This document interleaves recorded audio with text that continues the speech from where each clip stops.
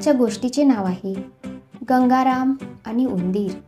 तर मित्रांनो, एक वेळ अशी होती जेव्हा एका मोठ्या आणि भरघोस शेताच्या कडेला एक छोटीशी उंदरांची वस्ती होती.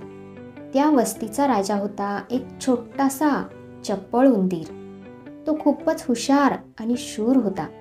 त्याचं कुटुंब, त्याचे मित्र आणि त्यांची छोटीशी घरं या शेतात गोडपणे राहत होती. हे शेत होतं एका श्रीमंत, रुबाबदार पण थोड्या गर्विष्ठ गंगाराम पाटलाचं. त्या शेताजवळच त्याचा मोठा वाडा होता. त्या वाड्यात मोठाले बैल, गाई, बैलगाड्या आणि वाड्यात गडी माणसं काम करत होती. आणि त्याच्या रुबाबदार मिशा, तर हा होता गंगाराम. एके दिवशी गंगाराम शेतात फिरत असताना त्याच्या लक्षात आलं की उंदीर त्याच्या पिकांचं नुकसान करत आहे.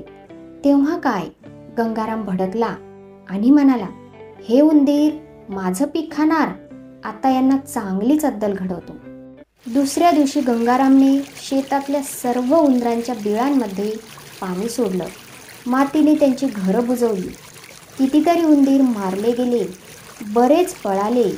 पण आपला छोटासा शूर उंदीर, तो मात्र आपला जीव मुठीत घेऊन इकडून तिकडे पळत राहिला.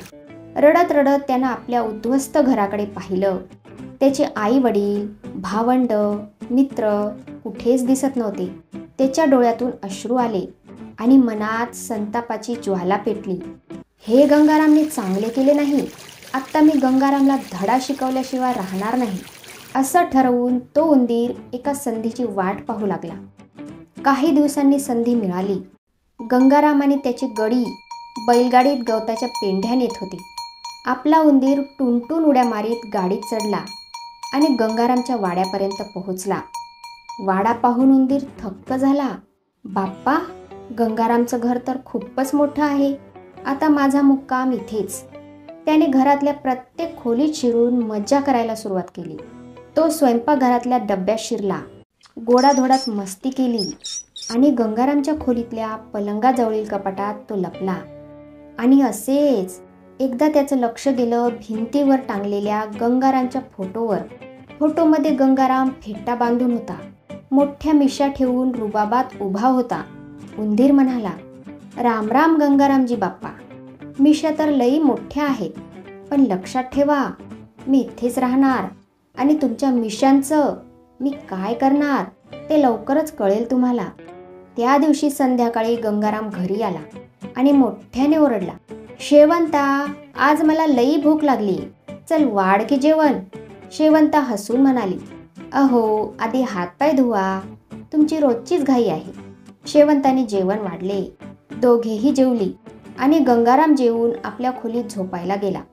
तो झोपताच उंदीर त्याच्या खाटेच्या दोऱ्या एक एक करून कुरतडायला लागला. आणि मध्यरात्री गंगाराम धाडकन खाली पडला आणि ओरडायला लागला, शेवंता, शेवंता, मी पडलो, अगं मी पडलो बघ. शेवंता धावतच आली. गंगारामचं डोकं खाली आणि पाय वर पाहून घाबरली, पण तिला हसूही आलं. आणि उंदीर मात्र एका कोपऱ्यात बघून हसत होता आणि म्हणत होता, ही तर सुरुवात आहे गंगारामजी, अजून बरंच बाकी आहे. दुसऱ्या दिवशी गंगारामला एका लग्नाला जायचे होते, त्यामुळे तो रात्री लवकरच झोपी गेला. उंदीर सावधपणे त्याच्याजवळ गेला आणि त्याने गंगारामची एका बाजूची मिशी कुरतडून टाकली. सकाळी जेव्हा शेवंता त्याला उठवायला आली, तेव्हा गंगारामच्या चेहऱ्याकडे पाहून हसतच सुटली. अहो, तुमची मिशी कुठे गेली? गंगाराम आरशात पाहून थक्क झाला. मी आता लग्नाला कसा जाऊ? लोक हसतील ना माझ्यावर. गंगाराम 8 दिवस वाड्याच्या बाहेर पडला नाही. आणि हे सर्व पाहून उंदीर मात्र हसतच होता. त्याला खूप मज्जा येत होती. गंगारामजी, तुमच्या मिशा चावून मज्जा आली बघा. गंगारामनं लग्नासाठी शिवलेले किमती कपडे सुद्धा, शर्ट, धोतर, दुपट्टा, हे सगळं उंदराने कुरतडून टाकले. गंगारामला खूप राग आला. हे काय चाललंय? नक्कीच ह्याच्या मागे एखादा उंदीरच असावा. गंगाराम शेवटी एका मांजरीला घेऊन येतो आणि शेवंताला म्हणतो, शेवंता, आत्ता बघ, हा उंदीर काही वाचणार नाही. पण आपला उंदीर काही साधा नव्हता.